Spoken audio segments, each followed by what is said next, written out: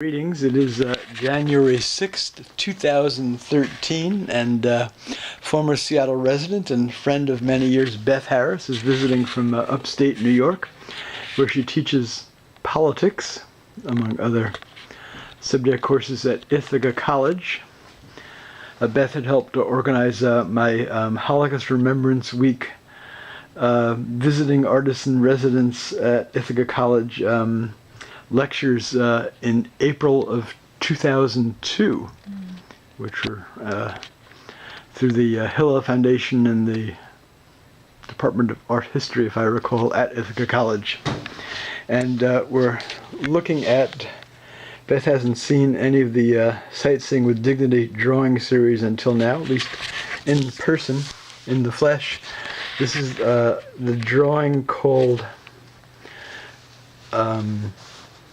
Sophie Scholl makes a rare appearance on the other side to visit the prison hospital bed of Boubacar Bah. And I'm going to turn this way for a sec to give viewers I will be framing this for the Seattle Central Community College exhibit. And Boubacar Bah was a tailor in New York from Guinea in West Africa, where he lived in New York for many years. He had overextended his original visa, which was probably a tourist visa at the time. The time I did the drawing, I believe this is in 2008, following a very long article about him that was in the New York Times.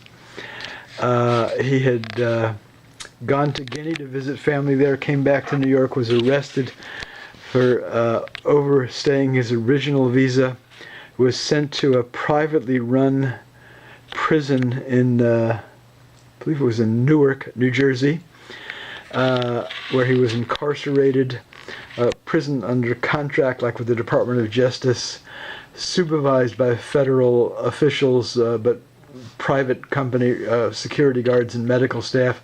While in the prison, he had tripped in his cell, hit his head on the porcelain hard toilet, was then evidently seen at some point foaming at the mouth and throwing up, was basically ignored by by prison staff, medical workers, and federal officials that go in to monitor the prison, and was eventually taken to a hospital where he died after having been in a coma for a good while, 2 or 3 months, if I recall.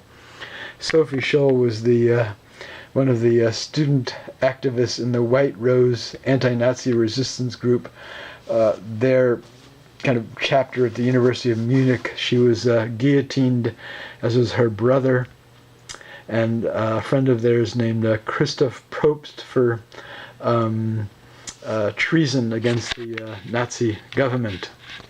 So this is for me the only work I've done in either the Under the Wings of God or Sightseeing with Dignity Human Rights series, where I've kind of brought someone from the Holocaust World War II series into the present, bridging the past with the present.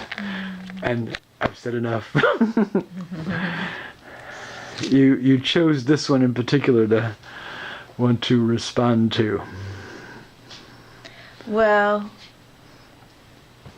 I think the plight of immigrants once they're in the justice system is, or I should say the injustice system, is pretty grim. There's not like a system of accountability or oversight, and so you have this kind of treatment of what can his family do, what can anyone do once, whether it is that he fell or was abused, who knows.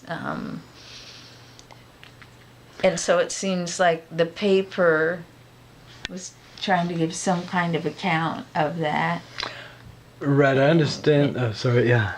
And here you have some empty. Oh no, the hospital bed, is he actually in it? Yeah, he's in it. This is. Oh, his I see head his here. face there. Yeah.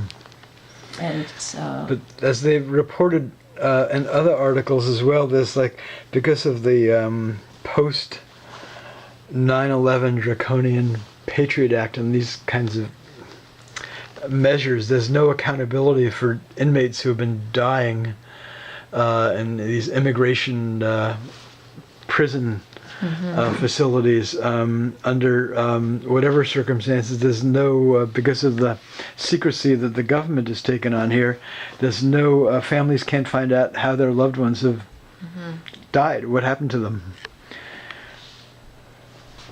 Which, for me, certainly evokes injustice.